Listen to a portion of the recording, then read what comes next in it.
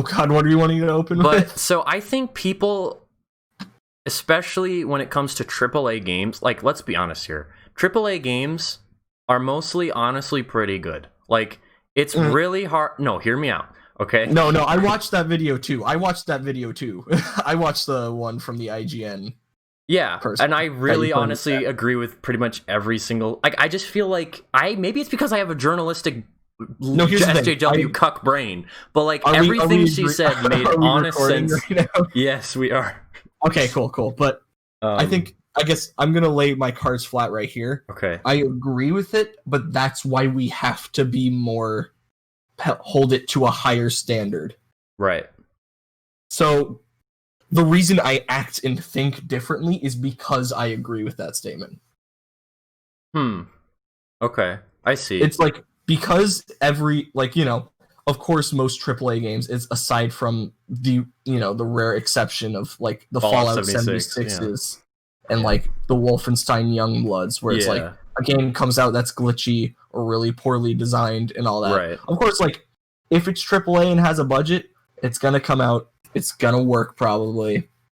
It's gonna have some probably good stuff in it. It's probably gonna look good. Yeah. But that's why I think, instead of just being like, yep, it's AAA, here's a 7 or an 8, and then ship it out, it's like, that's why we gotta really dig into it and hold it to a higher standard, Yeah, and I can certainly agree. But like, compare Sonic 06 to The Last of Us Part 2, right? Like, I think there's such a stark and clear difference there that, like, saying one is, like, if you say both are bad, that's fine, but one is clearly far more worse at what it's trying to do than the other, if that makes sense. Like, I think it's a matter of I think it's a matter of perspective, because, like, again, it's just like this idea of it's well made, it's put together in an extremely high quality production, like thousands of people are working on it,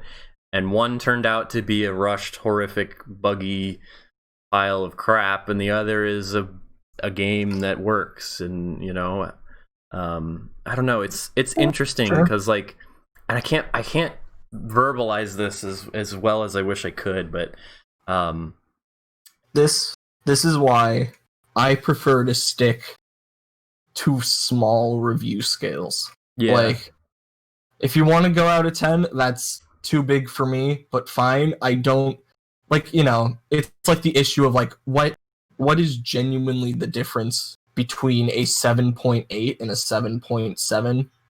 Right. It's like, once we start getting to the out of 100 review scale, unless it's like an aggregate and you're getting an average from a bunch of people, that makes sense. Right. Yeah. But that's where I'm like, okay, what does this even mean anymore? Like, because I can't, it's hard to tell the difference. That's why I'm like, I'm sticking to 5. Right. See, and I agree, but like, I can see a 77 out of 100 and get more of a picture of what that could mean compared to a 2 out of 5. Where like a 2 out of 5 is very narrow. Like, out of 5 is very narrow. It's very cut and dry. Like, 1 is this, 2 is this, 3 is this, 4 is this, and 5 is this. And then with like out of 100, like a 50 and a 55 are different, right? A 50 and a 70 and I just think when it's a wider berth of like this of the scale, you can get a lot more minute and detailed about it. Whereas like, if you want a broad, like you ask someone on the street, you're going to get more of a 5 out of 5, a out of 5 scale than an out of 100. I think the out of 100 is much more of like an attempt to use the X title of the show, which I will try to intro here soon. But like, out of 100, I think is much more of an attempt at being objective compared to out of a 5, if that makes sense. You see that? I don't know. This is like I guess this is like a perspective thing, because I completely disagree. Right. Okay. Yeah. I mean, I can see why, because like, I feel doing out of 5, it's certainly like a thing where it's like, okay, here, it's the kind of thing where it's like, if I'm just scrolling through for an answer to the end of the article or the video to get like, what's the score, then it's a lot more just blatant, like, okay, Right. so, you know, it's a 5, it's a must play or whatever. It's a 2, don't play it. Right. While, you know, of course, like, the major content you want is from, like, the review itself, you know? Right. So I think back to it makes you have to take, like, hard calls, you know? Right. Okay. You can't be like, okay, it's like, I guess I'll give it, like, a 75 instead of a 8 or a 7. It makes you be like, okay, is this game right, like, good, or is it great? Because I think back to when The Last Jedi had come out, and I was like the only one, because this was back in high school. I was the only one in the class who had seen it up to that point, and the teacher asked me, like, how would you think of it? And then I was like, oh, I thought it was, pretty good. And then he asked me, what would you give it out of 4? My brain freaked out. That was out of 4? he was doing the Roger Ebert thing. And that made my brain feel so, like, enclosed and, like, cramped. And so I was like, a 3? And he's like, oh, really? Like, that good? Like, I didn't understand the scale, if that makes sense. It felt far too limiting to me. Whereas if he said, what would you give it out of 10? I could be like, oh, like a 7, a 7.5, like that. That, in my opinion, and the way I express how I feel about art and games and movies and books, that's far more of a better way for me to explain how I feel about it. Whereas a 5, a scale of 5 is probably a lot easier for you. If that makes sense. Yeah, I think it depends on person to person. Yeah.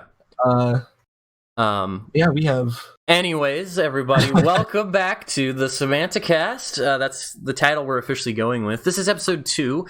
This week, this is June 22nd, 2020. It's a pretty big day in the gaming industry. It's a Monday that feels like a Tuesday, because usually on Tuesday is when, like, gaming news and announcements happen, right? So it's kind of weird that it's Monday. Guess. Tuesday's usually the day. I don't know, like, you had Crash and Smash, and Melee has rollback now on online. But yeah, I don't know, I feel like it's already been a crazy big day for gaming, and there's I'm gonna name my kid Rollback Netcode. Let's do it. I'm naming my child Leffen because I can. But today's topics, we kind of did a little bit of this. We're going to be talking about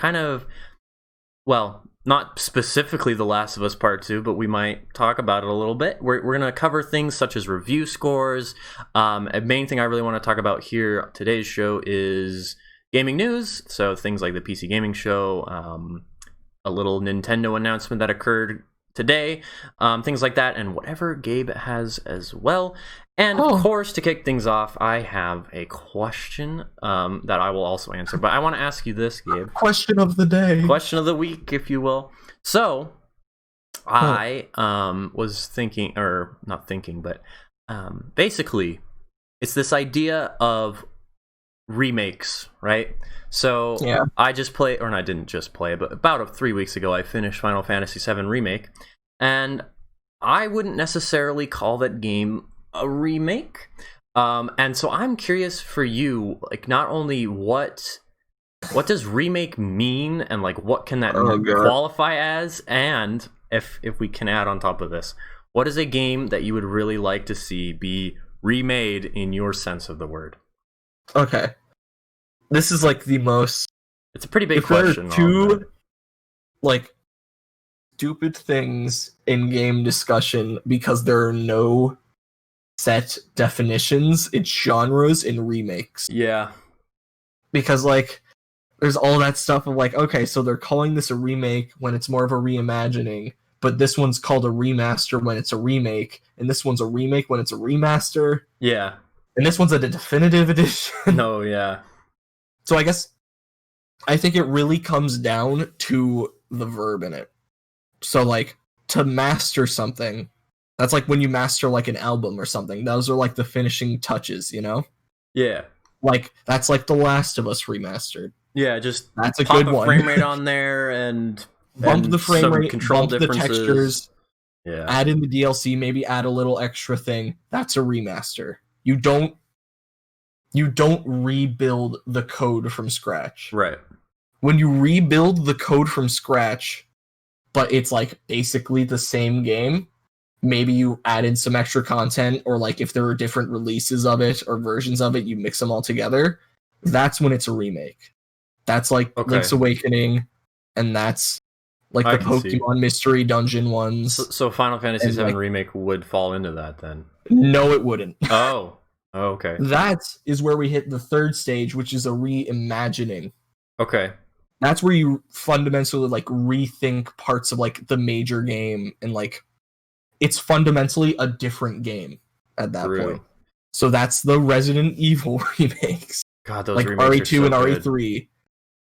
Resident Evil 1, that's a remake. That remake is probably the best remake ever made. It's so good. Game fundamentally in itself is the same, even if it has some extra content. Well, the remake 1 is like, yeah, it's the same, but it also like adds different, like it adds new story stuff and like the gameplay and like a whole different way of how like the first act goes and stuff like that. The one girl or whatever.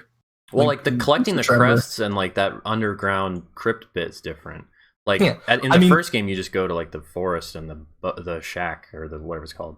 Yeah, but like fundamentally, the gameplay is pretty much the same. Yeah. Like the core of it. Yeah.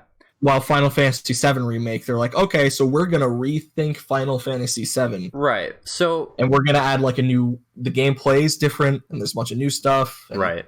So, all that. I guess to add on to that too, like when it comes to movies, and I get movies are different, but when like they announce, hey, we're doing a remake of,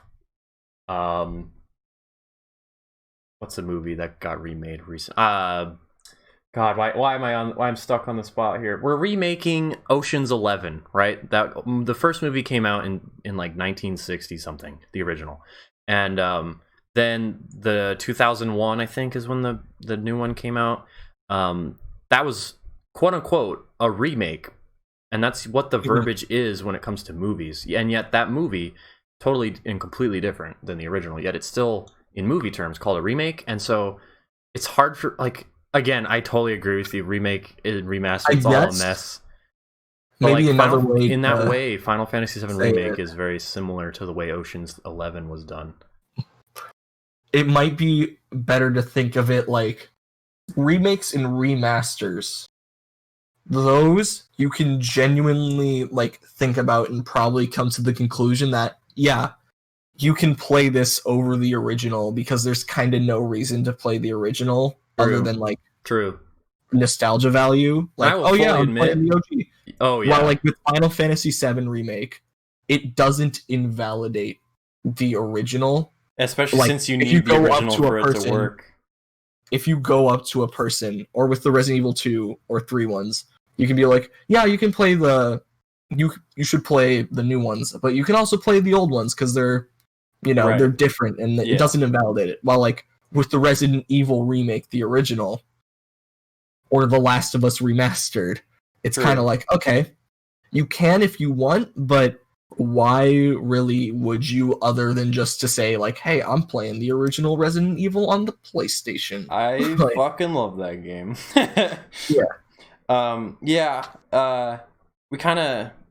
I will fully admit, too, that, like, Final Fantasy VII Remake is an anomaly. Like, you don't get quote-unquote remakes like it very often. It is such a bizarre case, because basically what it is, it's its own Final Fantasy game that happens to use all of the things from the original. 7. It's so weird, man. It's so I think 7 is the one like weird, because like there are been multiple pieces of media to come out in the recent years.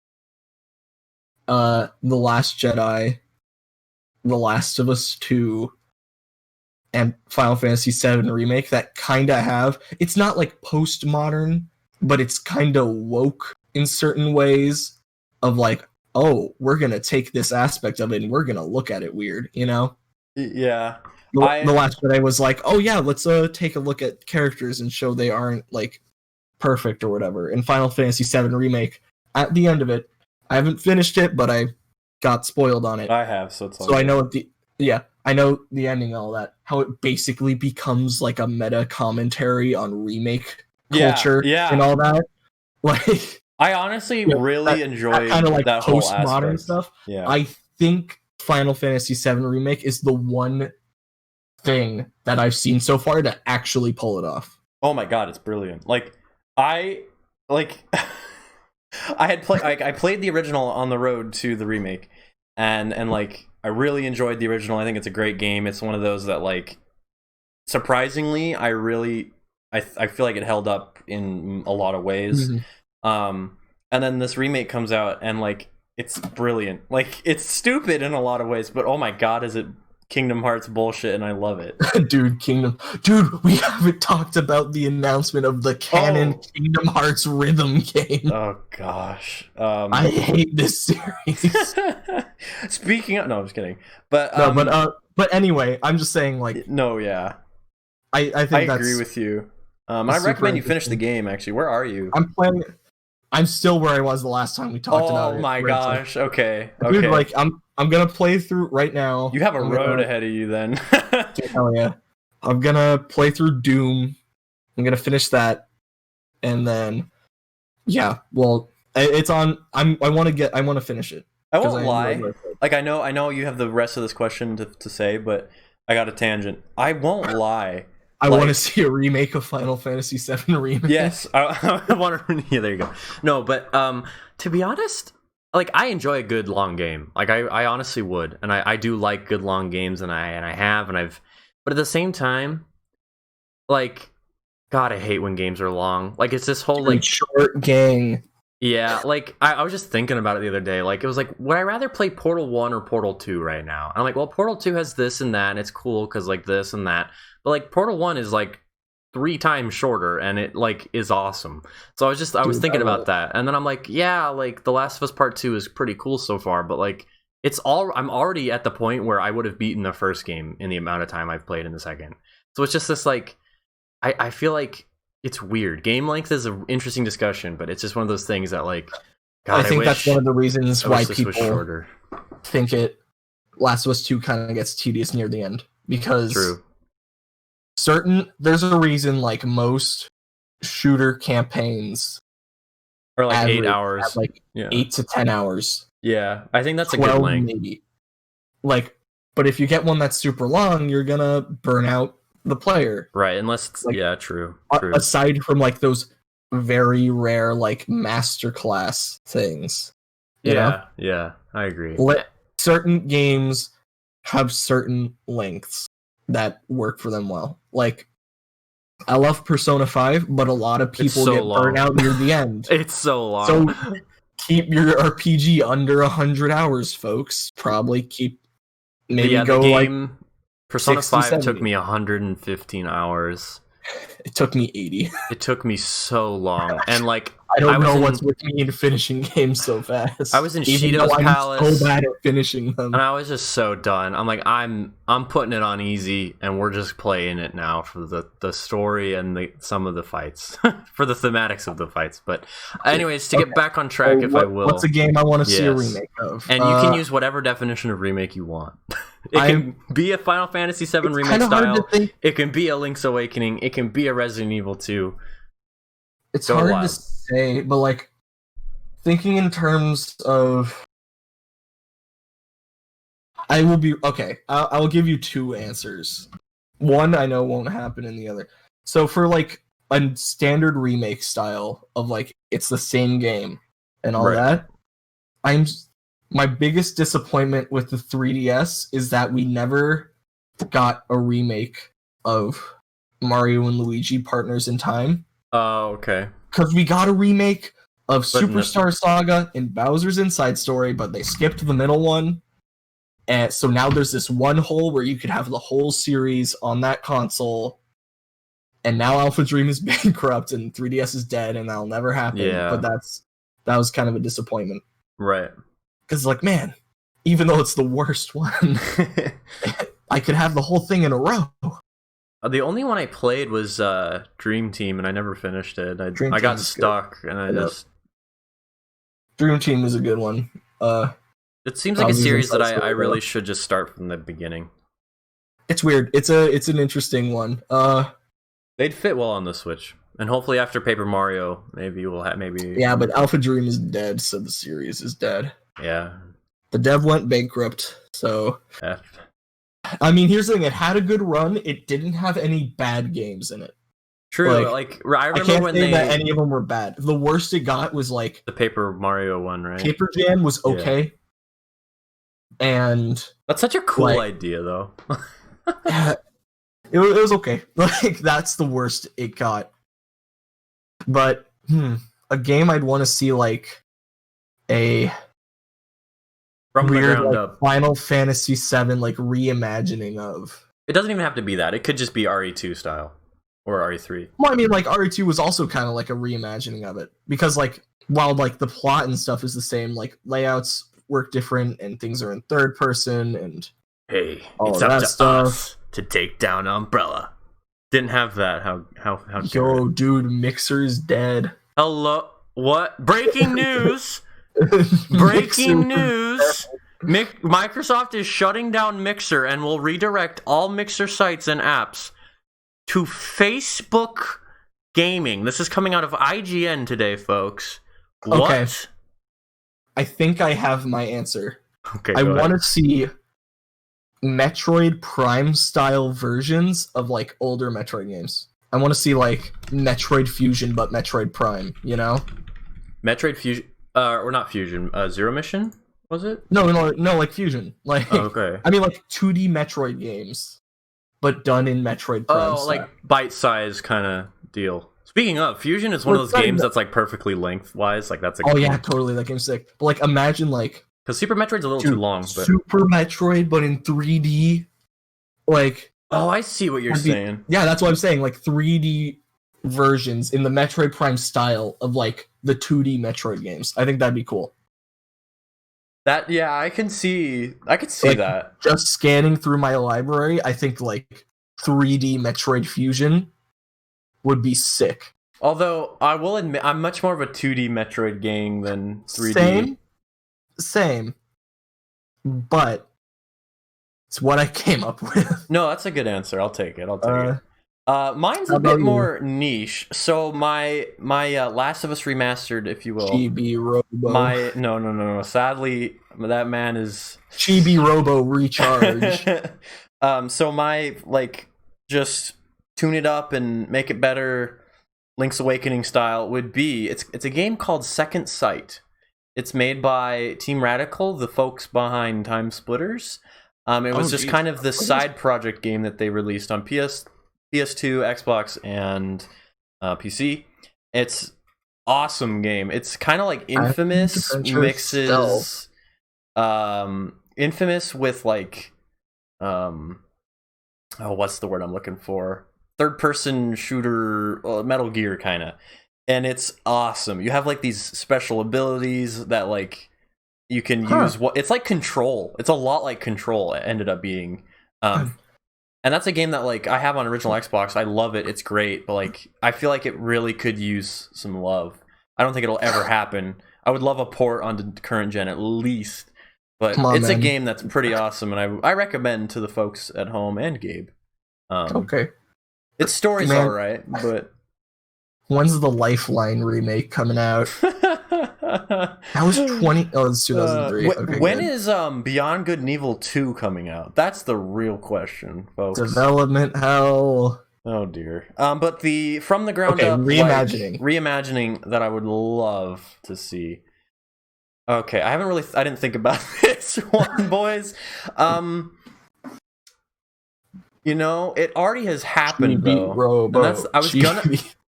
Well, I mean, I love that game, but I don't know if I would want it in that. I don't know. But Final Fantasy VIII, I've been playing through it. I'm a little over halfway.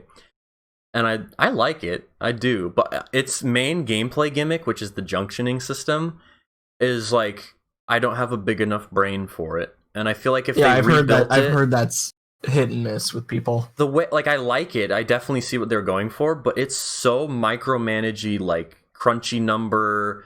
If you do this, then you're basically screwed if you ever fight an enemy with this typing, or like, if it's so weird. And and then like when you swap party members, it completely removes all of their junctioning, and it's a headache, and I hate it. Oh god. So I would love if after they finish with 7 and hopefully not a disaster once the second part comes out, but I'd love to see that. It's a game that I think is really good. It's just not great. I changed my answer. I want them to fix the Resident Evil 3 remake, please. Thank you. Remake the Resident Evil 3 remake. Dude, forget doing Resident Evil 4.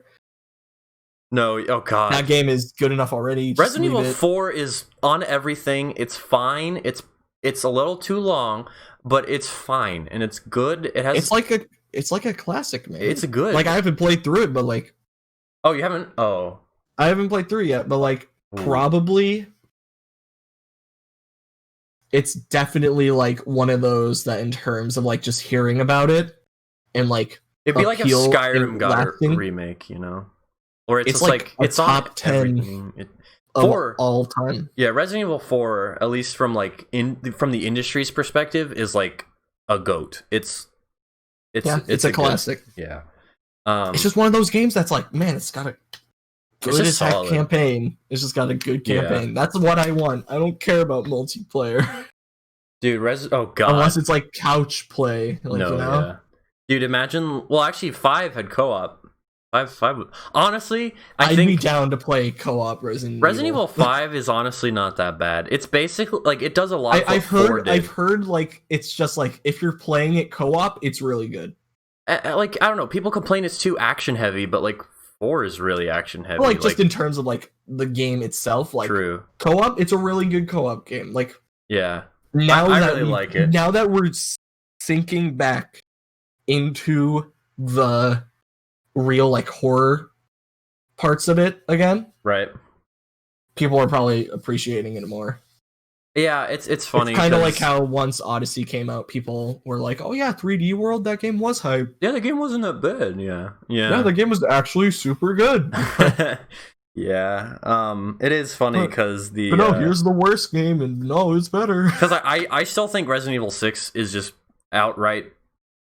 I think most people do. I think there's like great. A small subset of people like, you know, the mechanics in this game actually pretty tight. And I like the Leon stuff, but like everything else I don't like. I don't like the stuff with Sherry. I don't like the stuff with what's his face. I don't like the the stuff in Resident Evil 6, like it's pretty close to being a straight up action game. Like yeah, in terms of like depth of mechanics. It's very similar to Uncharted in a lot of ways. Dude, Devil May Cry. Devil May Cry Evil 5. Bring Dante to Smash. Oh, there you go. Make another Devil May Cry game. You just pulled up another one. You just got one last year, dude. Yeah, and it was the best game of last year, okay? How many, well, have you played all 5 of them plus DMC? I have not. I own the trilogy, like the original trilogy, and 5, and I've played through a bit of 3, and I played through a bit of 1. Okay. Skip 2. There you go. You got games to play that are DMC. But like, dude, he has a motorcycle and he turns it into 2 chainsaws. Hey, maybe they'll do a Spider-Man Miles Morales and they'll just do like a spin-off kind of sequel-ish game, and it'll come out next year. I'd love to see it. Anyway, that was a good segue. Dante for Smash. So Min. Yeah. Are you excited?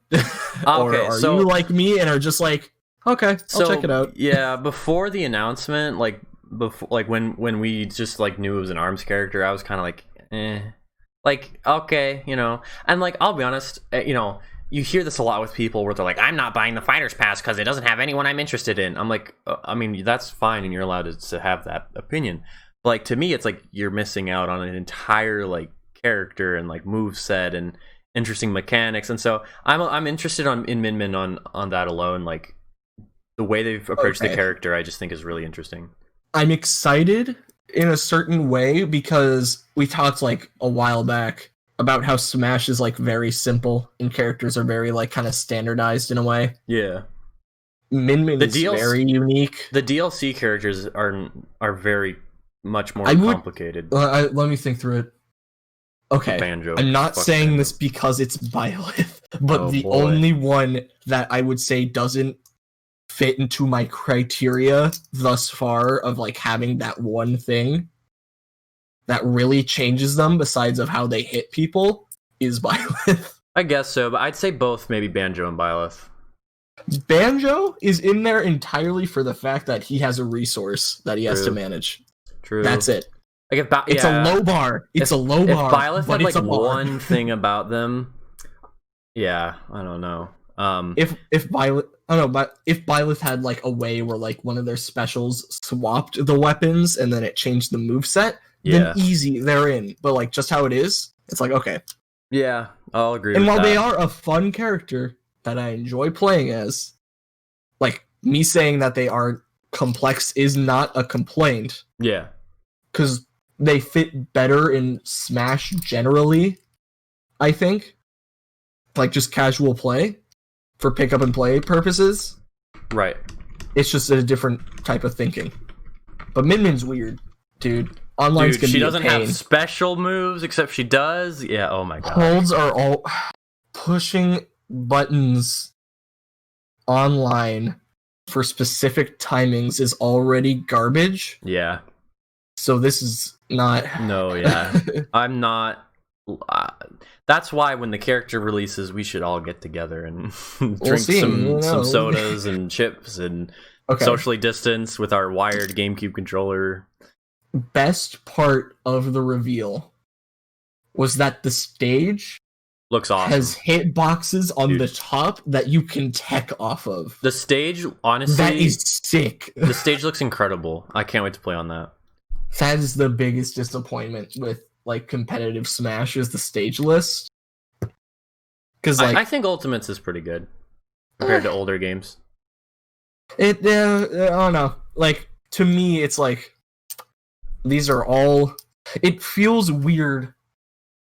It seems almost contradictory that a lot of the stages in the competitive rule set, and definitely the most popular ones, are ones with like the least amount of platform interaction needed possible.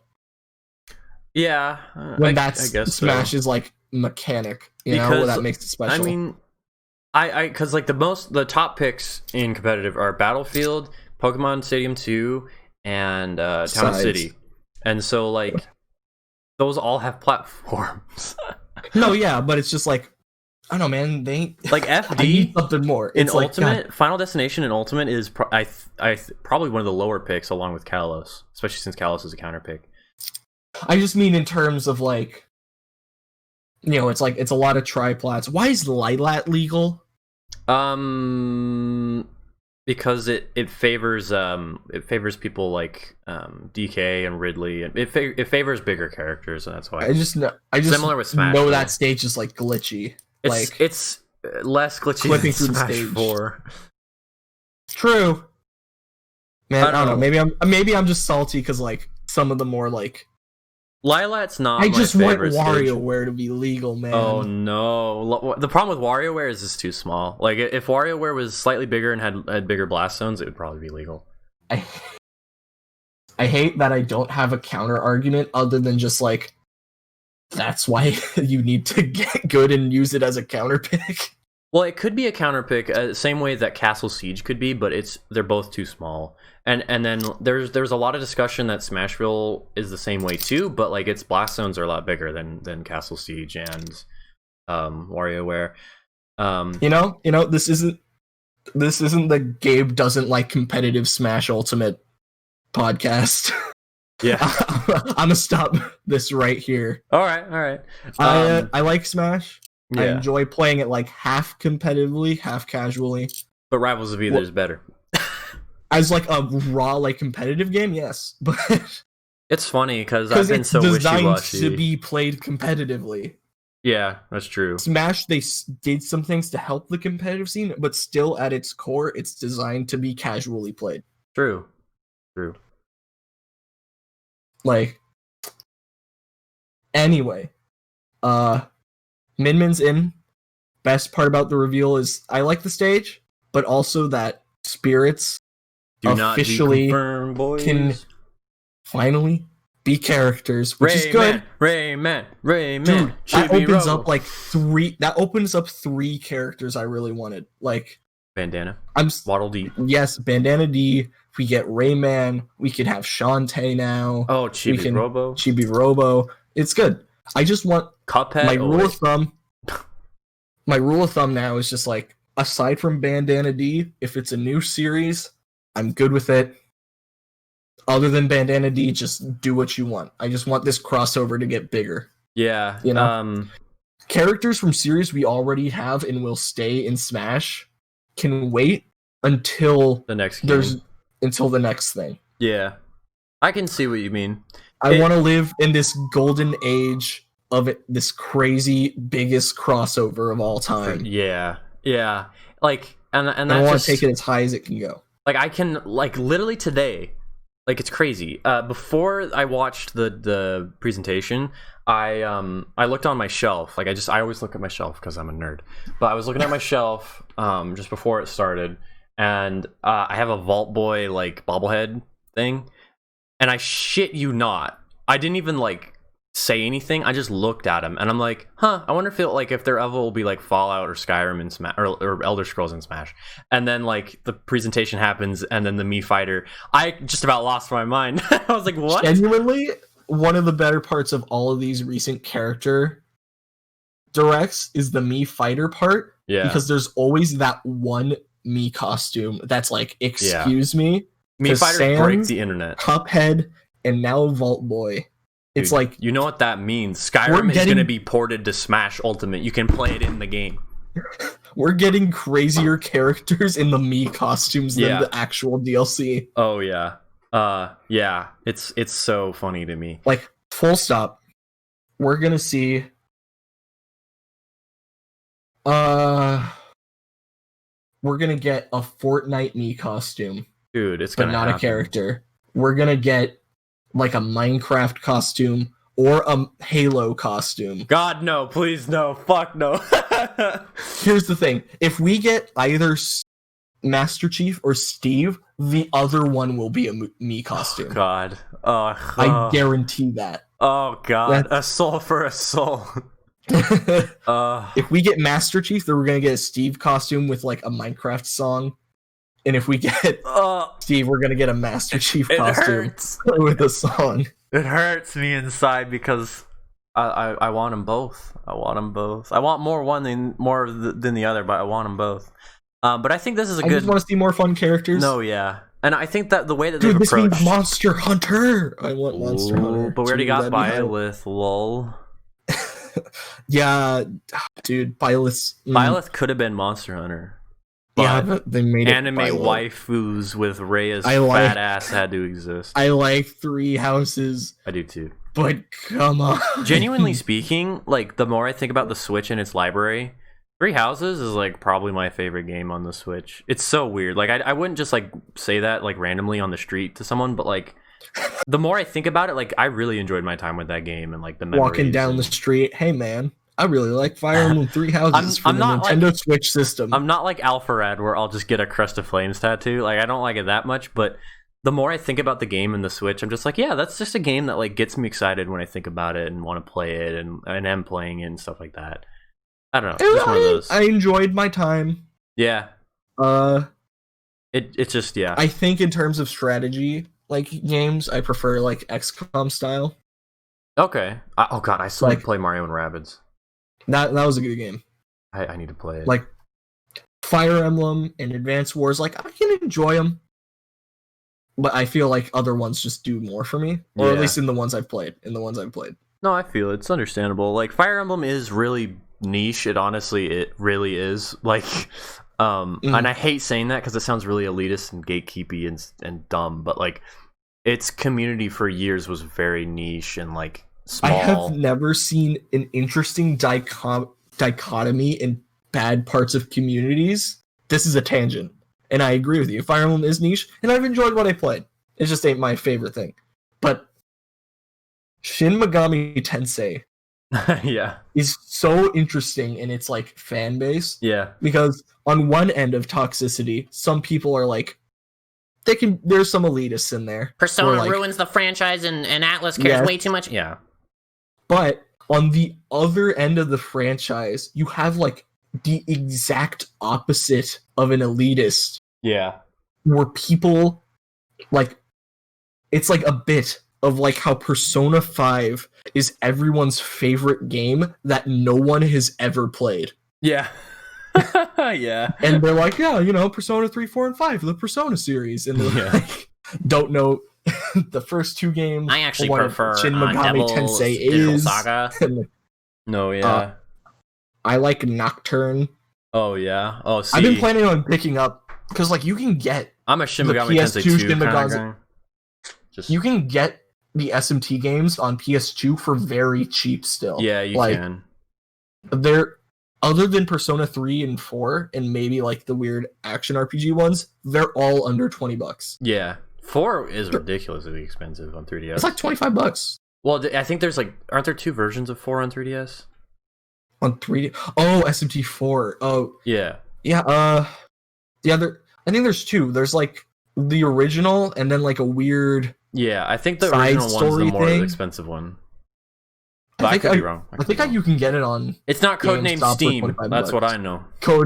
Dude, isn't that game like $5? Yeah, it's super cheap. You can find it at a bargain bin with Abraham Lincoln. Dude, codename Steam for Smash. Anyway, sorry, you were going on. Dude, when is that gonna happen? Let's go. Abraham Lincoln for Smash. Well, it wouldn't happen now because because Black Lives Matter. That's why. I don't know why. Like Abraham Lincoln. Like I did not mean to bring this up. Holy shit! Currently on Amazon, codename Steam is 70 cents. I'm buying it with $6 of shipping. Prime? Oh no, Prime. Oh my god. Well, I mean, you can probably use Prime, but dude, what the heck? There are only 12 left. I always wanted to play that one. I won't lie. What the heck, man? What happened? Yeah. But it's one of the Nintendo IPs to fall on the wayside. Codename Steam, rest in peace. Or it's $2 here. Poor Codename Steam. Anywho, so, Arms and Smash. Arms. Smash is cool. Where do we go from here? Where does Smash Brothers and its next? Is it 5? How many characters are in the 5? 5 more characters. God, that's crazy. Okay, where do we go from here? I think we're gonna see like 3 more first parties and 2 third parties. Yeah, that's all I'm gonna say. Yeah, I'm not gonna stake claims on who they're gonna be. Ooh, no prediction. I'll be real, I don't know. Yeah, no, I don't either. And honestly, as long as it's a new series, I don't care. Yeah, no, I can see what you mean, because Smash in a lot of ways has really opened my eyes to a lot of games. Like it really has. Like it made me want to go out and play Fire Emblem. It made me go and adore Persona 5 to death. It made me Parasite Eve, bring in Parasite Eve. It reminded me that Fatal Frame existed. It just like Smash is just so, it's a great marketing tool, but also a great celebratory, like, this game is awesome except for ARMS, but like, God, Bomberman got screwed. Dude, assist trophy. I want Bomberman. I want a lot of characters that would just never happen. Like, I'm one of those like normie gamers. I'm one of those normie Nintendo fans where I'm like, I want Lara Croft in Smash. I'm one of those people where I like characters that just I don't think would ever work. I want them. Like, figure it out. Hollow Knight stands rise Rivals up. of Ether people have done it. I know. He already has a move set prepped in his game. It's all good. My friend wants Shovel Knights in Rivals of Ether. True. Go play Rivals of Ether. Dude. You and I need to play that. Like, sit down, have like a good 3-hour session of Wiki Thwack controller. What do you play it on? Like, what do you use to play it? I play it on PS4 controller because that's just what I plug into. No, yeah. All right, there you go. Always after I play a lot of Smash or don't play Rivals for a while, it's like, oh, what the frick? Yeah. Jesus. It is weird. Like, for me, I'm just GameCube controller all the way, so it's so weird for me to play a platform fighter without it. And so I was playing it with the Xbox controller, and I'm like, nope. This is wrong. I've been playing Persona 4 on Steam, and I'm playing it with an Xbox controller, and I'm like, I don't like this, so I just plug in my PS4 controller. Segue time. Persona 4 is on Steam. And it's the worst game ever made. Because it's anime, J-pop, and it's bad. It's interesting. Okay, so I have it. I picked it up. Oh, you did? Have you been playing it? Because I finished Royal. It doesn't run super well on my laptop, unfortunately. So I'm gonna... Like, even I'm gonna keep it... yeah. I'm gonna keep it, and I'm just gonna put it on the back burner. Dude, for now. I have so many other games to play. And if I do want to play Persona 4, I also have the original on PS3. Right. Yeah, which, we talked interestingly, about it last week. I've heard differing opinions on which one is better. I have too, and there are obviously more than one reason for it. But like Golden is just really solid, man. Like it's a good package full of good stuff, and yet it also I've heard it has some interesting stuff. Like people don't really like Marie very much, the new character. I think generally like gameplay wise, is like, oh yeah, it's good. It just kind of like. And you can actually invert the camera properly so you can use the stick. Oh my god, it's so good. Sorry. That was the biggest annoyance with the PS2 version for me, was the camera was weird. Well, luckily in Persona 5 Royal's case, some of the new additions are genuinely like maybe the best in the game. So yeah, like in Persona 5 Royal's case, like, and I haven't even finished the game, but the way I look at it, I'm like, why would you play the original over this? Where at least with 4 and Golden, there's like, in a way, there's like almost a virginal aspect to it, where it's like, in terms of anime speak, Golden seems to add like filler content. Yeah. Where like if you like the characters, like yeah, it can be fun, but it kind of doesn't have to do anything with like the plot. Yeah. So maybe like when you're in it and you're like, oh man, I can't wait to see how this keeps going. It's like, oh, okay, let's make a band, and it's like, okay. Like, I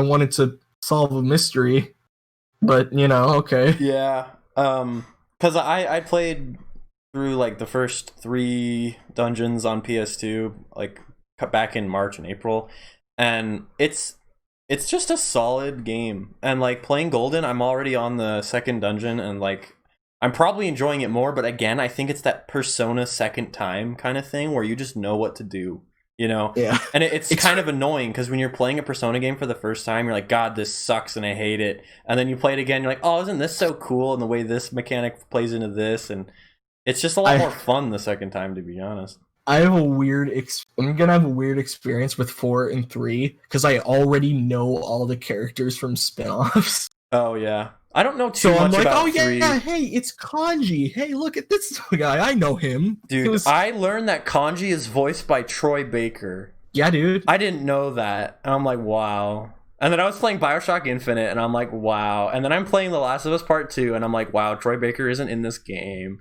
Spoilers. But it's just like he's in literally everything. He's in Call of Duty Advanced Warfare. He's in Final Fantasy 13, which I was also trying to play, but I got to finish 8 and 9 and 10 and all of them. But it's just like he's in everything. Yeah. And he should be... for Golden. Yeah, Golden. Go support it. It's definitely go pick it up. Go play Persona games. I remember last year. Go play Shin Megami Tensei. Last week we were like, "Oh God, it's going to be $40, and we're not going to buy it." And I thought it wasn't real until it was like a straight up leak. I was like, "Oh no, it's Persona is a PlayStation." Well, that leak that you were like, "Nah, it's not real," was like pretty definitive, I think. I mean, once it was like the Steam page, right. I was like, "Okay, that's evidence," but like, I don't like leakers unless it's like hard evidence, you know, right. No, where it's like we data mined this and there's this line of code or we found this like hidden page. No, yeah, like once that happened, I was in. But that first tweet that was sent into our group chat was about a data mine that happened through an anti-cheat software. Like that's was what it through was. That? Yeah, I thought it was just okay. I thought it was for some reason. I guess I must have misremembered it. As just being a guy like being like no. That classic leaker conjecture. Sabi said that. He's like, "Oh, it's gonna happen," but that was the one where I was like, yeah, no. But once it was actual, I was like, okay, yeah. Because what happened was, from what I understand, the anti-cheat software that Persona 4 Golden uses, which is Denovu, they have a register of like what games use it somewhere, in like the cloud or whatever. I honestly don't know. And then people found it in there. They found Persona 4 Golden in there, and they're like, huh, the Vita doesn't use de novo, so PC, lol. So, and then I think from there, then people started looking on Steam, and they found some bits of it. But yeah, again, go play it. It's $20, which is just like, you can make the argument. That's a really good price. Developers should sell it for $5 because people. Because like for a JRPG, yeah. That's even like an old one. That's a good price. Like that's around what you'd get the original for. That's around what you get a lot of the SMT games on PS2 for. I paid $21 for Persona 4. Yeah, right now it's $25. I had it in my cart for a while. Okay, yeah, I bought it and it came. I have 3 as well, FES. I wish I had the original 3, like the original version of 3 for some reason. That thing's rare. That's the one where I was like, I can't find anything of this. I want that one because the box art's way better. But 4, it's a game. It's a good. Shin Megami Tensei is a good franchise. We play some Persona, try out some SMT games. Yes, we plan to have a special guest on here one day where we can just talk Persona the whole time, and we will debate best girls and all that. Dude. Okay, so Persona. Other news. The most important reveal of all. Alf is the creator of Hatsune Miku. Kingdom Hearts. Memory of Melody. A canon continuation of the story that is also a rhythm game. Coming to Switch. Because it's Kingdom Hearts. So, okay. I am a Kingdom Hearts illiterate person. I have barely played the first... No, I just want to understand this. So I've barely played the first game. It's alright. It's a bit old and jank. Yeah. The second one is a direct continuation of the first, and then a whole bunch of weird shit happens, and then 3 finally came out, and then this one. So is this one a direct continuation to 3? I think. Okay. I think it is. And is Nomura directing It's Kingdom Hearts. Is Nomura directing it? Or I don't know. I just know it's a rhythm game, and I'm like, that man has Final Fantasy to work on now. Here's the thing. Like, I'm someone who's in Kingdom Hearts for the Disney stuff. I'm like, yeah, the combat's fun. I like Disney, and it's funny to laugh along with the plot. Right. Because not sometimes, it is very stupid most of the time. Yeah. It's funny because I consider myself a pretty big Disney fan, and I've never had an interest in Kingdom Hearts. Dude, the part in 3 where Woody walks up to the main villain of the series and is like, "You're a bad person." And like the darkness around him like disappears. Ooh, Woody.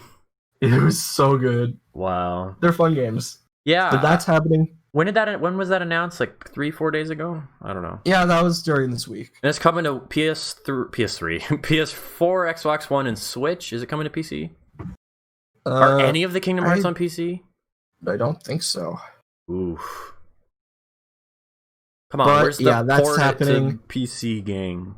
I think we got another Paper Mario trailer, maybe, or it happened right after or the day of we recorded last time. Well, the day we recorded, it was dropped, and that was going to be one of the talking points, and then we talked for 2 hours, so we didn't bring it up. If you want to bring it up, because that game comes out in like... When does that game come out? It comes out in like 2 weeks. The 17th? That's crazy. That is... man, so I'm going to be out of town, so I don't think I'll pick it up right away. I'm not picking it up. It's $60, man.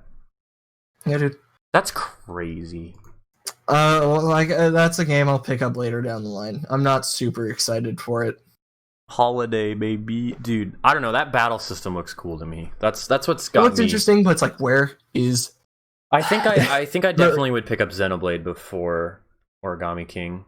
Personally. Yeah, go play Xenoblade Chronicles Definitive Edition. That game is incredible. Yeah, that's all I had to say. I want to play it. I really like it a lot. Yeah, bet. Okay, I'm figuring out some stuff. And then there's a couple things I forgot. What was Star Wars? That game got announced, and it's that's just a flight game, right? Like a dogfighting game. Yeah, or it's gonna be whatever? 5v5 multiplayer. I think it's multiplayer. I think it's multiplayer only. I don't know. Let me pull I, it up. I saw like clips of the trailer, but I wasn't. The like, trailer's all I didn't cinematic look into bullshit, it. but yeah, it comes out in October, I believe. And it's gonna be $40, so it's not full price. That's And nice. it's going to be a 5. Okay, so there's a campaign, but it's also going to be a 5v5 multiplayer arena. Well, not arena because it's space. And so I swear to God, if this turns into a Star Wars esport, could you imagine going on Twitch.tv and seeing Star Wars Squadrons like competitive? That'd be hype though. It would be cool. I don't think there's ever really been a game like that. You know, where it's just like who knows? a space big game. No, it comes out in October. It's done by Motive Studios, so it's not actually like a developer that I think that's done a Star Wars game before. Oh, wait, no, I'm stupid. Okay. EA Motive is EA Canada, basically. And they Montreal. do. They have done Star Wars Battlefront 2. They helped with the PlayStation 4 and Xbox One port, and they helped develop and will develop Star Wars Squadrons. Well, hopefully that turns out okay. EA is not a EA has reputable said, company. True, but I have a lot more hope in it since it's going to be $40 and not $60 with a deluxe edition that's $70 and at least yet. So, and they've said that there won't be any form of monetization at least right away. But EA is EA. I don't know. We caught EA with their pants trust. down pretty bad when Battlefront 2 came out, and they have been pretty transparent about the way that their microtransaction systems will work since then. So I will just say, at least don't pre-order. Stay wary. Yeah. I think I have a bit. We'll see how it goes. Yeah. But hey, that was the first thing that happened at EA Play. What about Jump Rope Challenge? Is that Nintendo the Switch? I was like, that wasn't at EA Play, was it? No. Was there anything else noticeable Skate at EA 4 Play? got announced finally for real this time. Skate 4. Oh, really? Yeah, they actually announced it. That's cool. And it's they didn't even give like a time window for it, which makes me think it's like a reactionary thing of like, because aren't the Tony Hawk games getting remastered, the first two? I think there's a remake of the first two coming out in like the greatest games ever made, according to Metacritic. Ever made. Tony Hawk Pro Skater 2. Because from what I remember, there was like a really shitty like port to the PC a couple years ago of those first two games that was awful. I think. Maybe. It just wasn't good. And then obviously 5 existed and was not good. I will be real. This is out of my area of expertise. Tony Hawk's games are pretty good. I like most of them. I want to play some of the better ones. 1 and 2 are some of the better ones. My personal favorite is Project 8 because it has my favorite like maps that they've ever done. I just really like the maps, but that's just me. It's a controversial hot take of the Tony Hawk's community. But yeah, 1 and 2 are really good. 3 is all right. 4, I don't even remember which one that was, and 5 is Tony Hawk Pro Skater 5. I think, yeah. So that happened. Other than that, probably the biggest. Well, one of the bigger reveals of the past week for a lot of people, because this was a very much asked for game for years. The Last of Us Part 3. Oh. Pokemon Snap 2. Honestly, I totally forgot about that. I looked... Dude, there's another Pokemon Direct in 2 days. Really? For what? I don't know, but there's another one on the 24th. Gen 9, baby. Or Gen 10. I thought we were going to be done with the news, but nope. Wait, they could just... Well, it's because the Isle of Armor DLC released, right? For Sword and Shield. And then, yes. From what I remember, the next one's going to release in fall, so could it be information about that? It could be. I don't really know, but people wanted Pokemon Snap 2, and they're getting it, so... I won't lie. Like, Pokemon is just, like... It's one of those series when, like, if they announce a new game and I think it looks cool, then I'll play it. Like, it's never been one I'm, like, I pay attention to all the news, and, like, I'll buy everything. It's just a series that, like, yeah, you know, I've played, like... let's see. The only one I've fully played through is Soul Silver. I have Ruby Red on GBA. It was like $50. I picked it up and was like, all right. I've played through probably half of it. And then I finished Pokemon Sun. I actually really liked Pokemon Sun, I won't lie. And then Sword and Shield, I was like, maybe someday. Yeah. There was rumor, I believe, there's rumor going around that they're going to do a Gen 2-esque Let's Go remake. That could be announced at that if they Pokemon do that thing. and they don't remake Gen 4, I swear to God. Yeah, because Gen 4 hasn't been touched yet. Done. Dude, and well, it's funny because Gen 4 is like it's weird actually. So the way I look at Pokemon Generations is which Smash Bros. Game. You know what I mean? Do you get what I'm saying? So I guess Gen 1 was 64 and arguably some of Gen 2. Gen 2, 3, and Gen 2 and 3 is Melee. And then Gen 4, 5, Brawl. and Brawl. Yeah. I don't know, it's really 6, bizarre. 7, or 4, and then 8 is new. Yeah. Ultimate. It's just I know that's a really weird way of looking at it, but because of how far removed I am from that series, that's just how I look at it. Yeah. But I think there was some reports that Sword and Shield had better sales this past weekend because of the DLC. So that's, I mean, obviously Pokemon's huge, and Sword and Shield is already in the top 10 best-selling of Switch games. Yeah, so it's honestly it's no surprise to me that like that DLC is probably done pretty well for itself. Oh yeah, totally. Even though Twitter hates the game, but you know it doesn't matter because 8 million people bought it. Yeah, that is the world we live in. And yeah, because we were talking about this. I don't remember if it was in the cold open, but basically we were talking about the idea of like how do you know what the consensus is of like what people think about a game or whatever? And then it's like clearly people are buying Call of Duty every year. People are buying FIFA every year. People are buying these games that people are like, it's not that good. You know, The Last of Us. Yeah. And so it's like, but people are playing them obviously. So like, clearly, anyways. But anyway. It's just funny that perspective that you can have. Pokemon Sword and Shield DLC doing good. Haven't heard about the quality of it that much. Haven't really paid that much attention. Yeah, I haven't either. Sold like hotcakes though. No, yeah, because they did that like dual pack and yeah, though, and we're getting more Pokemon news soon. You know. Yeah, and Apex Legends is coming to Switch.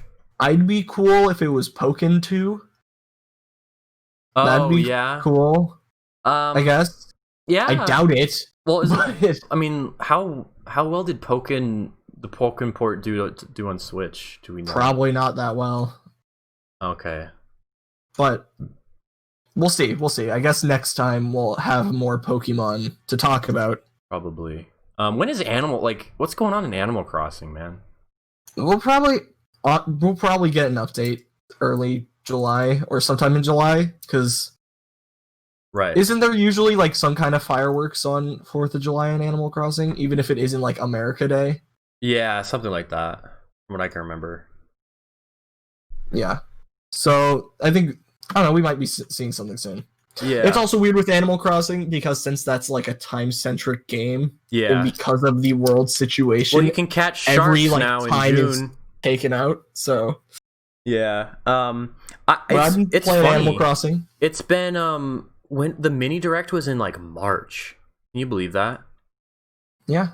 It's been 3 months, so I wonder if we're gonna get another one soon.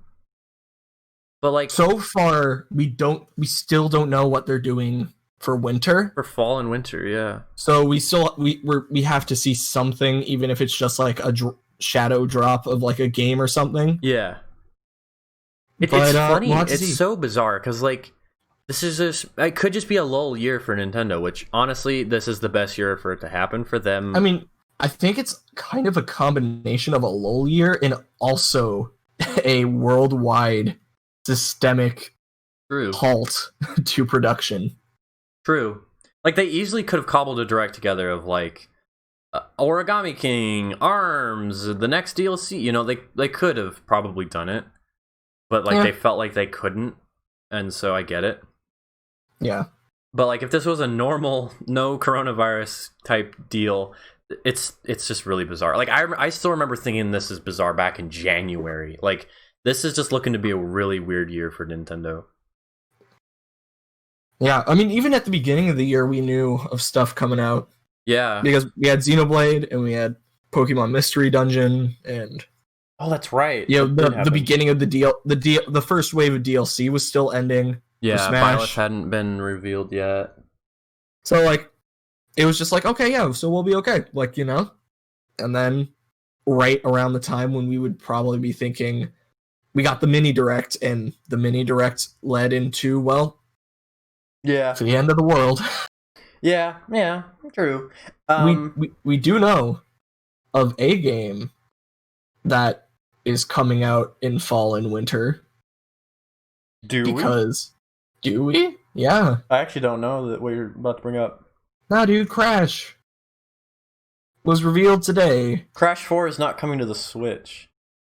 Okay, but still coming in winter. True. It's still coming in fall and winter. That's true, and that game does look sick. I like it a lot. It looks really cool. Yeah, and it's funny because I've played a Crash game on PSP, and it was like a racing one where it had like an open world and you had to like progress, and then there was like races. I don't know which game it was. I think that's Tag Team Racing. I remember liking it. It was cool. And then I remember there was one on Wii with like, it was like Crash and like a weird big beast thing. It reminded me of Sonic Unleashed. There's like those two weird ones. Yeah, those are the only ones I've really ever touched. Which is funny. The original trilogy is super good. Because I've been collecting for the PS1 a lot more, and like Crash Bandicoot's not an expensive game, and I should probably try it out and play it. But then there's those remasters. The original isn't the best. Yeah. But that's fair. 2 and 3 are really good. But it's Naughty Dog, so you know. What was their was that their first big game on a That was their like first big like series, yeah. Yeah. It was Crash, then Jack and Dexter, then Uncharted, and then Last of Us. And then who knows? And that's been it. And then never anything else ever again because Twitter hates them. Yeah. And then you know. Okay, yeah. It looks like it was their like first big thing. They did a lot of smaller games beforehand, like PC stuff. Yeah. And then when did they stop developing Crash Bandicoot? They did the original trilogy and then the racing game, right? And then they dropped off. Okay, that makes sense. And so then PS2 to this day, those 4 games are considered the best ones. You know what's funny too?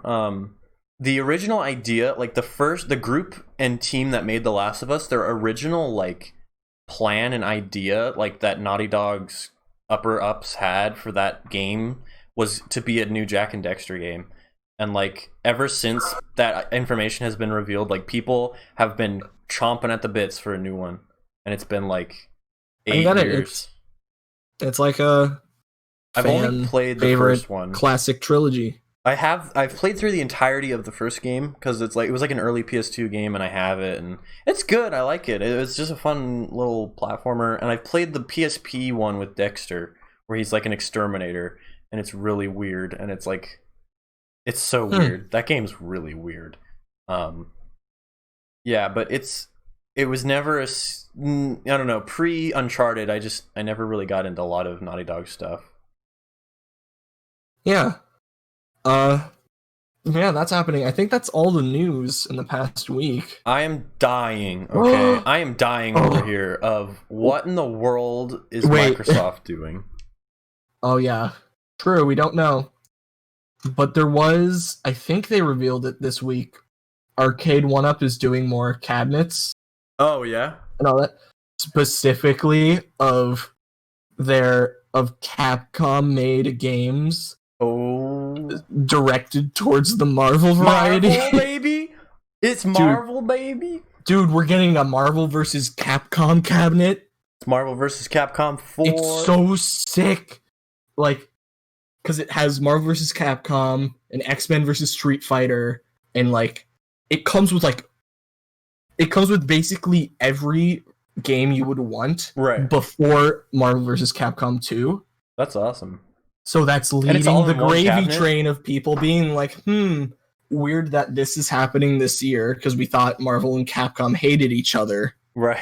and they're letting this happen. And also, there was supposed to be a big invitational tournament for Marvel 2 at EVO. Marvel, baby. Maybe we'll see a port.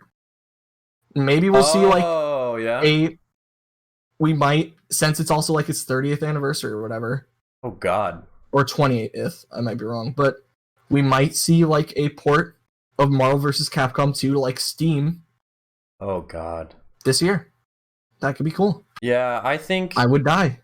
I mean, again, I'm not a fighting game person. I never have been. I really wish I was.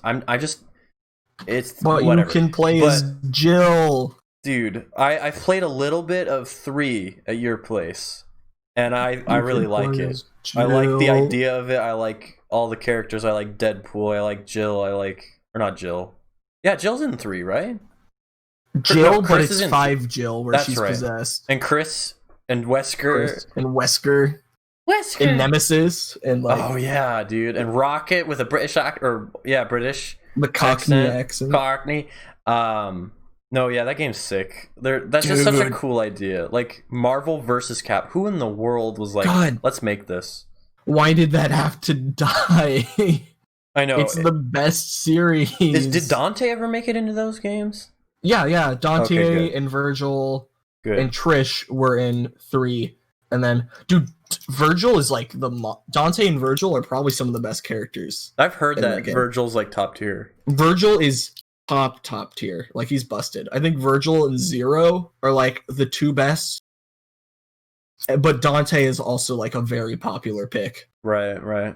I don't know if it's still true, but I believe Dante at one point had the most moves of any character in a fighting game. Oh yeah, I've heard about this. Because he had so many like command normals and like the same motions with different buttons would get you different things. Like, damn, fighting games are whack. I still want to play. Sometimes Marvel vs. Capcom does Smash better than Smash in terms of like representing a character. Like, I really just like. Besides Smash, I just really want a fighting game to like really get into, but that's where I hit a wall because like I want it to be a game that all my friends are into as well. So it's like I want to be able to play it with them, and I don't want them to have to like pick it up too if they haven't already. You know, it's just fighting games are niche, boy. Like Mortal Kombat 11 it's drawing me. It's calling my name, and it's been calling my name since it came out. Like that's just a game I really want to like. Dive Dude, you into. can play as RoboCop. Yeah, and like it has the Terminator and freaking the Joker and Harley Quinn skins for the best character in the game. Like it just has all that I want in a video game, you know? Yeah. It's pretty cool. It's what I want, man. It's what I want. I'm just definitely more on like the gimme crazy speed side. Right. Give me. So like, I'm out here Smash. like I have 3 characters and I have to manage these and air combos and like yeah. My move, I can spend a meter and make the entire screen a hitbox. Like, speaking of like, you have Persona 4, one of the fighting ones, right? I have the Arena Ultimax. Yeah. Oh, that's the less good one, but What do you mean that's the less good one? That's a sequel. Yeah, I've heard that one's not as good. Huh. That's what I've heard, at least, like, generally, that one's not as good. But anyways. Maybe in terms of, like, the competitive thing it is. I heard that, but like, the main story, like, stuff wasn't as good. Oh, it's a fighting game. I don't care. Okay. But I'm not playing Persona 4 Arena for the story. True. But I'm playing it so I can do funny combos. That's a game that I really want to play now that I've, like, gotten into 4 and 3. And so, you know, it's just like, oh, man. And then I want Persona 5 Arena. Give me that. I feel like we're nearing the end of Persona 5 spin-offs, and we have to get one, right? Yeah, I feel like you know that it would sell so well, and I would play it, and I would get into it maybe, and hate it because I don't like fighting games, but I do. Dude, then I can play as Morgana. I would main Makoto, and you know it. Dude, watch Morgana like not be playable. Like he'd be like. They made Teddy a playable character. Oh really? Oh god. Yeah, I remember. I used to think... They made it so you can play as someone with Koromaru from 3. So they can make it work. I remember thinking that Junpei was a Persona 4 character for like the longest time because of Ultimax. Or not Ultimate, but Persona 4 Arena. I don't know why I ever Funny thought that. baseball man. Yeah, I just always thought that, but no. Now that I've like really gotten into those games, like I want to revisit Persona 4 Arena. And then play Nocturne. There you go, dude. It's very hard, but it's apparently a really good game. Yeah, that's true. I forgot where did I hear the best like starter. It's hard to find a good starter for core SMT. Right. Because they're very hard. So it's kind of like hopping into, bad comparison aside, Dark Souls, Yeah. Where it's kind of like, yeah, they all kind of suck and you're going to hate it for a bit, but this one is the one that's jived with the most people, so you'll probably like it. Right. No, yeah. Or if you're a masochist, like me, and you're just like, oh yeah, I like dying. Yeah, and we've had this discussion a lot about like game difficulty, but I just, when a game is like really trying to like tell a narrative and like get you through it, it's just so frustrating to die because it's like, ugh, like this didn't happen canonically. It was my fault. Like it wasn't the characters. You know what I mean? It's just like this. Like, oh, I want to like, unless the whole point of the game is dying, like Sekiro and Dark Souls. You know what I mean? It's like, unless the game's built around that idea, like, yeah, you're gonna die a lot. You know, it's so bizarre to me the way it works. And like, there's that Relax video that like really just, it's always in my mind whenever I get a game over or die in a game, where it's like, was that man, the one I didn't like? It was, yeah. Yeah, that's the one where I was like, I don't agree. And actually, I was watching a video and there was some game overs work. It all depends on how the thing is designed true. around it. That's true. Like, of course, I don't want game overs in Celeste or other games because, yeah, of course. Right. Then like a game where like, I think you can't have like an arcade style game without some form of like game over continue system. And still maintain that like true raw sense of like, if you have, that's why like a lot of arcade style games like allow you to have continues, but it like lessens your score. Yeah, because it's about how long you can go and get as high as a score as you can, right. So like Ikaruga without game overs and lives doesn't work nearly as well. Yeah. It's interesting because I don't know, man. I don't like my progress being impeded, or I don't know. It's such an interesting thing because like without threat of like failure in a game, it's like, well, what's the like? There's just, it's not as. It's that kind of thought of like, if by like a game, like how can it really be a game if there's no way to lose? True. Yeah. Like, and while I don't fully agree with that, because there are a lot of games that are narrative based that I'm like, I enjoyed this, like this experience, even though there was no way for me to lose, so to speak. Yeah. Like if I don't do the, yeah, no, I see what you mean, and you could just have a whole discussion about it someday, but like, I don't know, it's just really frustrating for me to be playing a game where like I'm trying to like really enjoy it. Like Final Fantasy VII Remake, I had this problem where like it just like it got to my, it's like, it's not even a hard game. It just got to points where I'm like, I just hate dying. Like this just isn't fun. Like I want to be playing the game for its story and gameplay, and then when I die, like everything just gets reversed and like the items I had equipped, it just, I don't know. Like, I'm fine if it's Mario, like, because, again, that's a more simplistic game where, like, it's kind of designed to be, like, you die, you restart, and then you go, But in the case of, like, Pokemon or, like, I don't know, these bigger games where death is more of an inconvenience than it is a learning thing, I don't know. It's so hard for me to really, like, get behind it. It's so weird. So I normally play games on normal or easy. Well, even in a game where, like, there's checkpoints, it's annoying, I can get it. Yeah, there could certainly be times of TM. For me, it really is down to, like, the game itself, Yeah. Because, like, it all depends on like whether or not it's like I died because I screwed up and I didn't prepare well, or I wasn't focused, or dying I just in Final wasn't Fantasy good enough. games sucks. It's the worst. But sorry, But then there's like, you know, those times where it's like that wasn't my fault. Like the game bugged out, or that was yeah. It's interesting, but because again, it's that idea like if it doesn't happen, because like in a lot of these games too, you're building up yourself so that you die less, and then when you do, it's like, oh god, like yeah, I don't know. It's interesting because like you mentioned, like the difficulties you normally play on are like normal and easy usually. No, I usually go on hard. Like yeah, that's just how I do. There are some games I do. Like I'm playing The Last of Us 2 on hard. And it's fine. Like I haven't really had many issues with it. I played through most of the Halo games. I played through them on either Legendary or Heroic, which is the like hard and extra hard. And there are, and like The Last of Us, the first one, I really like on the hardest difficulty. Like there are games, and Minecraft. If I can't play it on hard mode, what's the point? There are times where like especially since Minecraft is like a survival game. Like, and the whole point is like if you die, it's just kind of like you suck, I guess. I don't know. It's interesting thinking about that. Yeah. But like Final Fantasy Remake, I played on easy. Okay, I did. But yeah, me, big boy, I like feeling of Gorilla Man climbing mountain and going ooga ooga. Yeah. After I climb mountain. Yeah, and then there's certain games that just don't even have a difficulty. Like a lot of Rockstar games just don't have a difficulty to them because like, I don't know, like it doesn't feel like it needs one.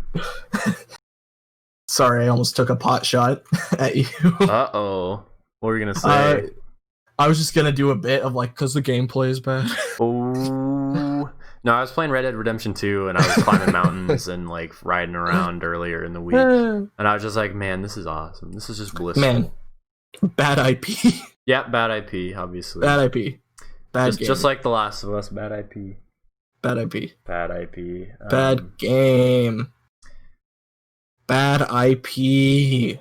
Yeah. So, Gabe, what are you currently playing? I know what I'm currently playing. The Last of Us Part 2. But what have you been up to, gaming? What have I been up to? Let me check. Doom Eternal. I've been seeing you on that on PS4 a bit. The main games I've been grinding through are Doom and Xenoblade Definitive Edition. And then I'm probably going to try to, like, hop into some, like, indie games from the itch bundle that I got. Right. So... Oh, you bought that big-ass... Oh, God. Yeah, dude, I got that. It has so many games I was interested in. There was some in there, but I already had them. Like, it's, like, you know, or, like, I already, you know, weird. So I'm gonna probably pick one from there. Like that deal is enough for Celeste alone, but I already have Celeste on Xbox and Switch, so it's like, dude, time to play it again. Dude, Celeste is a really good video game. That's just like a really good video game. It's fantastic. And the fact that it was a Game of the Year contender as the same year as like Persona 5 or not Persona 5. What year was it? 2018, right? Was Red Dead and God of War. Like that's an achievement alone. That's an achievement alone. What an okay game. I think I don't know, man. Celeste, incredible game. Honestly. Man. Where's Celeste 2 where Celeste or Madeline dies within the first 2 hours, and it's a revenge plot as Theo, and like, where's that game? Come on, God, you took my bit. I was just about to be like, we don't need a Celeste 2, just like we didn't need a Last of Us 2. Did we?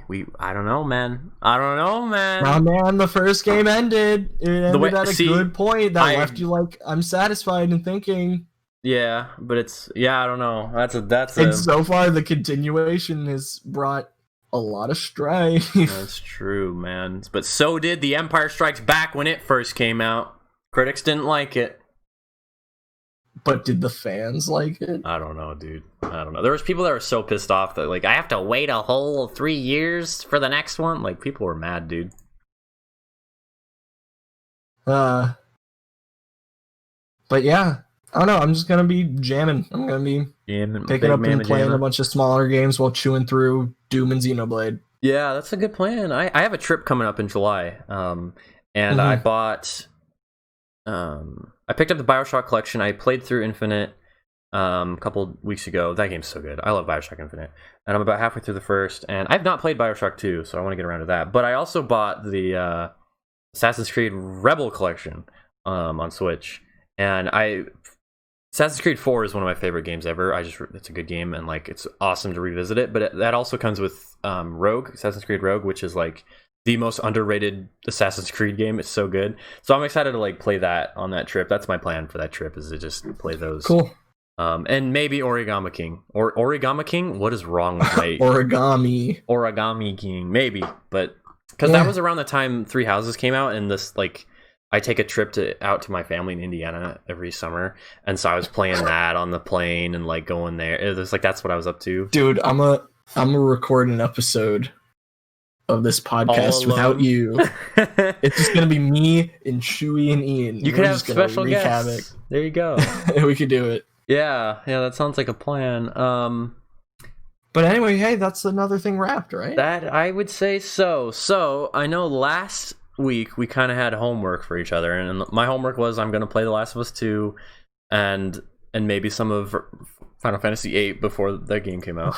What was my homework? And then your homework? I don't remember. I wrote it down somewhere for what you did last week, but I think you basically said I'm just going to play Xenoblade. But I think my homework now for me is to finish. I'm going to finish The Last of Us probably tomorrow.